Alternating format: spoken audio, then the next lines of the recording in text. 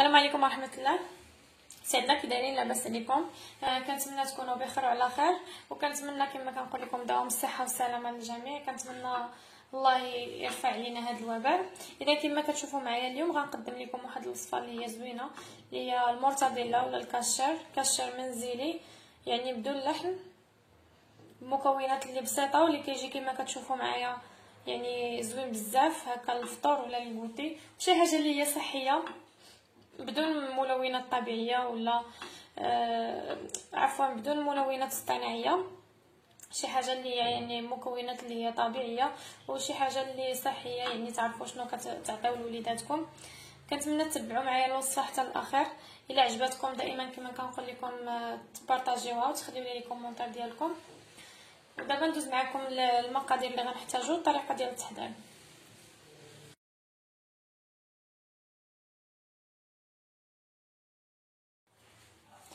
اذا بالنسبه للمقادير غادي نحتاجو كاس، تقريبا كاس لارض ديال السميده، نص كاس ديال الزيت، واحد كاس عامر مزيان ديال الرز، الا عبرتو بكاس العنبه كاس عامر مزيان. اما الا بغيتو تاخذوا يعني بالغرام اللي عنده الميزان، غادي تقريبا واحد 200 غرام حتى 220 غرام ديال الرز، واحد جوج بيضات. عندي هنا واحد البربه اللي هي سلقتها شويه، عندي شويه د الملحه، عندي جوج فرماجات. بالنسبه للفرماج الكميه اختياريه، يمكن لكم ديروا جوج فرماجات، ثلاثه، يعني حتى ل4 الفرماجات، يعني شحال ما بغيتو. بالنسبه للتوابل عندي شويه الزعتر، معلقه ديال القزبر حبوب طحون، معلقه ديال الفلفله حمراء، عندي هنا نص معلقه ديال الابزار. يعني هادو هما المكونات تقريبا الرئيسيه.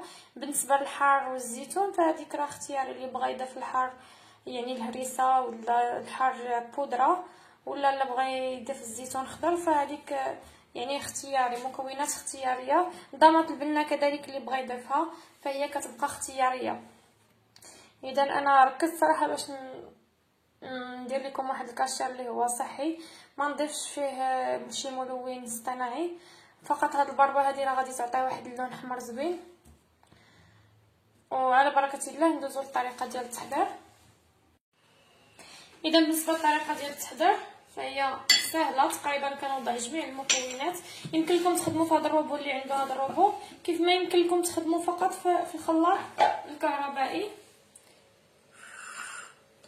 اذا غادي نوضع اول شيء نوضع البيض، نوضع السوائل،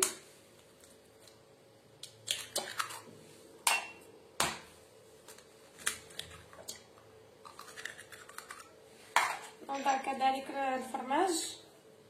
يمكن لكم تضيفوا قطعه اخرى من الفرماج، كيف ما يمكن لكم تضيفوا الجبن المعلب ولا اي نوع عندكم من الفرماج، ماشي مشكل، فقط كيضيف لنا واحد المذاق. ويمكن لكم تعوضوا الرز، يمكن لكم تعوضوه بكفته الدجاج ولا كفته ديال اللحم ولا كفته ديال لادان ديال بيبي ولا اللي بغيتو. اذا وضعت هنايا البيض، الفرماج، غنوضع الزيت،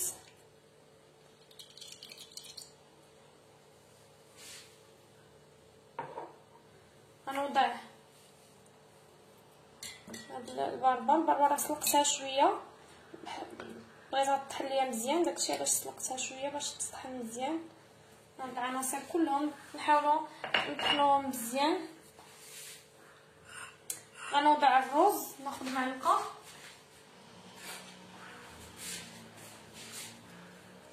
نوضع الرز هكا. الرز كذلك راني سلقته طاب مزيان، ضعت فقط الرز العادي. اذا بحال هكا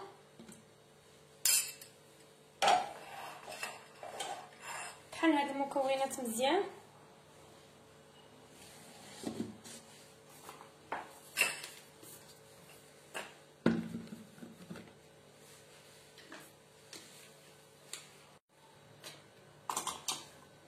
اذا غادي نطحن هاد المكونات كلهم. اذا انا بعد ما طحنت لاحظوا معايا الخليط، شوفوا واش تطحن. اذا مازال شويه، اذا غنضيف التوابل هنا كلهم دفعه واحده. نضيف الملح وغنعاود نطحن. يعني السميده ما غاديش نضيف السميده حتى تطحنوا لي جميع المكونات، عاد نضيف السميده.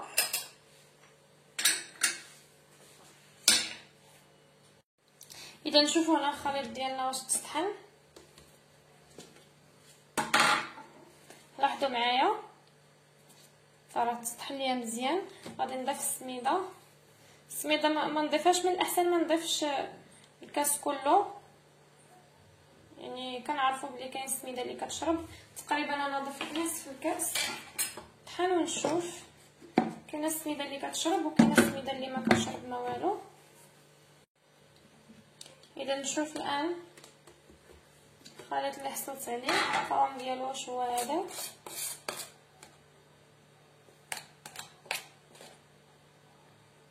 اذا غنضيف شويه ديال السميده.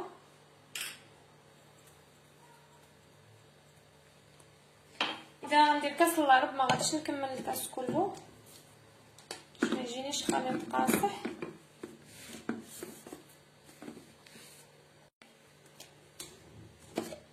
نشوف الخليط ديالنا.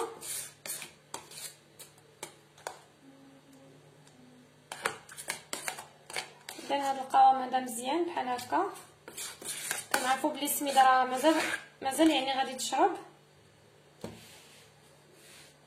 اذا غنحيد هاد النص ديالي بحال هكا.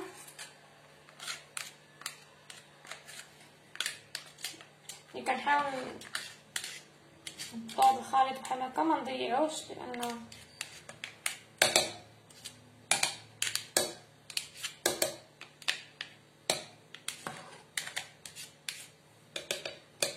بحال هكا.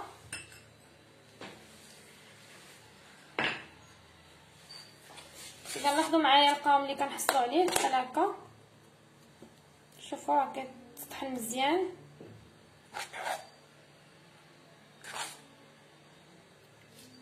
اذا مازال السميده غادي تجي تشرب معنا شويه، الان غادي نجيب الفيلم اليمونطير باش نوريكم الطريقه كيفاش غندير نجمع هذا الكاشير. يعني ما غاديش ندير بالنسبه لي عنده الكاس او المول ديال الكاشير، يوضع المول الكاشير الطريقه العاديه، غيوضعوا في المول ويوضع يطيب. بالنسبه لي غنوريكم كيفاش انا كنطيبو فقط في السلوفان وفي بابي الومنيوم. اذا نوريكم الطريقه. اذا كناخذوا واحد بابي الومنيوم عفوا السلوفان بحال هكا، كنوضعوه من فوق سطح العمل بحال هكا. كنجبدوه مزيان، كنقطع، كنضيف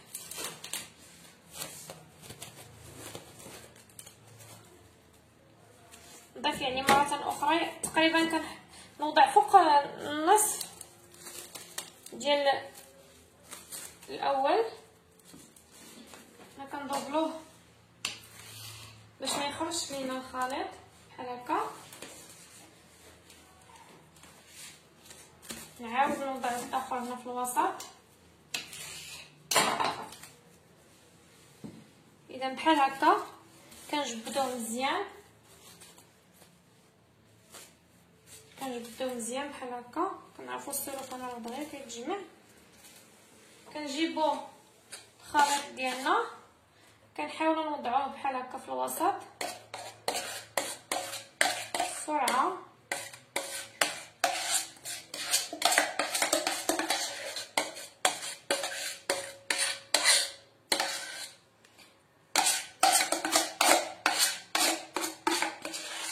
ما نخافوش منه، واخا نشوفوه بحال هكا كيمشي لينا الانجلاب، فرحنا غادي نجمعوه. كنجمعوه بحال هكا بالسلوفان،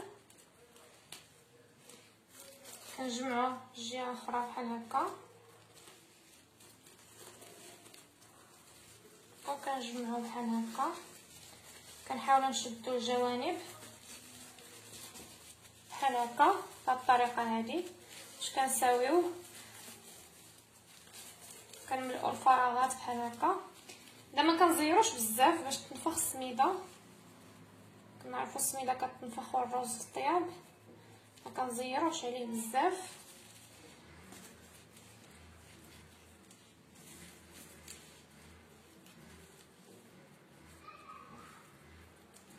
اذا بحال هكا كنحاول نعقد. ها هو راه ما زيرتش عليه، كنخليه فيه يعني فين غادي يطيب.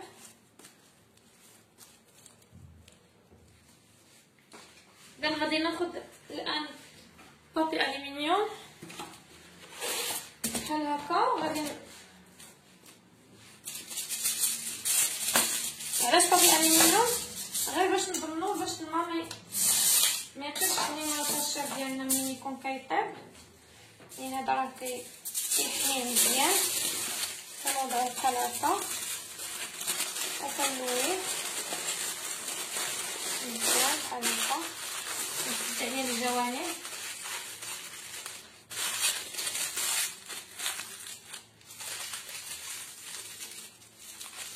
بالطريقه هذه. اذا هكا كنحصلوا على الكاشير ديالنا بهذه الطريقه. اذا بالنسبه للطهي ديال هذا الكاشير هذا عندنا الاختيار او عندكم الاختيار. اما كنطيبوه في الماء، يعني كيتسلق في الماء، كنوضعوا الماء حتى كيغلي وكنوضعوه في وسط الطنجره والكوكوط ولا كاسرونه ولا اللي كان. واما كناخذوا يعني البرمه والكسكاس وكنوضعوا الماء حتى كيغلي وكنوضعوه في الكسكاس، كنغطيوه بشي الغطاء ديال الكسكاس من فوق وكنخليوه. الا وضعناه في الماء فراه كياخذ معنا تقريبا من 30 حتى 35 دقيقه، يعني راه دغيا كيطيب نصف ساعه ولا 35 دقيقه. الا وضعناه في الكسكاس فراه كياخذ معنا تقريبا ساعه الا ربع ديال الطياب. اذا كنوضعوه حتى كدير ساعه الا ربع، وكنجيب واحد الكيردون ولا موس ولا كما كنجربوه، يعني كندخلوه فيه لداخل. من الاحسن كنحيدو بابي الومنيوم واحد الجنب من هذا الجنب هذا وكندخلو فيه. الا خرج لينا ناشف فراه طايب، ولا خرج لينا ما ناشفش فراه باقي خصو يزيد طياب. وعلى العموم هاد التوقيت اللي عطيتكم انا راه كيطيب. الا كان في الكسكاس ديروا ليه ساعه الا ربع، والا كان في الماء كيتسلق ديروا ليه من 30 حتى 35 حتى 40 دقيقه يعني كاقصى تقدير. بالنسبه ليا غنوضعو عندي الماء في البرمه الان كيغلي، فغنوضعو في الكسكاس وغنردو يطيب، وغادي ان شاء الله نوريكم الشكل النهائي ديال الكاشير ديالنا. اذا كما كتشوفوا معايا هذا هو الكاشير ديالنا بعد ما وجبدناه. اللي كنصحكم البنات هو ما عمركم تجبدوا الكاشير وهو باقي سخون، ضروري يعني تخليوه يبرد. من الاحسن ليله كامله ولا 3 على الاقل 3 ولا 4 ديال الساعات ضروري كنجبدوه، كنخليوه يبرد على خاطره عاد باش نحلوه، يعني باش كيتجمع مزيان.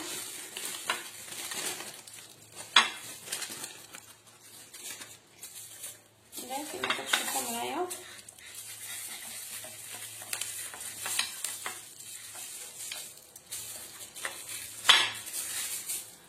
كنحلوا هاد الجوانب. بطبيعه الحال الا وضعنا الكاشير ديالنا في القالب يعني اللي خاص بالكاشير فراه يعني في المنظر غيجي يعني يقاد مزيان. اذا غنحل معكم هكا بهاد الطريقه كما كتشوفوا.